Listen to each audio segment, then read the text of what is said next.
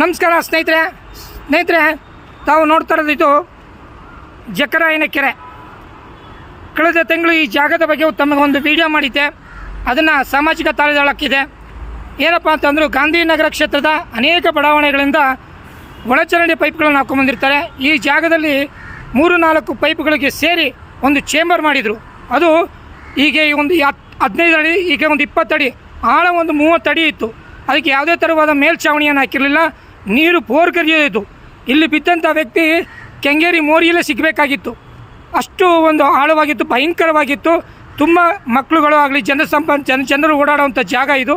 ಇದ್ರ ಬಗ್ಗೆ ನಾನು ನಮ್ಮ ಪೊಲೀಸ್ ಕಮಿಷನರ್ ಅವರಿಗೆ ಹಾಗೂ ಬೆಂಗಳೂರು BBMP ಅವರಿಗೆ, BBWSSB ಅವರಿಗೆ ಎಲ್ಲರಿಗೂ ಗಮನ ಸೆಳೆದಿದ್ದೆ. ಈ ವಿಷಯವಾಗಿ ಅವರು ತ್ವರಿತ ರೀತಿಯಲ್ಲಿ ಇದು ಗಮನವನ್ನು ಹರಿಸಿ ಈ ಒಂದು ಮೇಲ್ಛಾವಣಿಯನ್ನು ಮುಚ್ಚಿಕೊಟ್ಟಿದ್ದಾರೆ. ಅವರಿಗೆ ನಿಜಕ್ಕೂ ನಾನು ಧನ್ಯವಾದಗಳು ಹೇಳ್ತೀನಿ.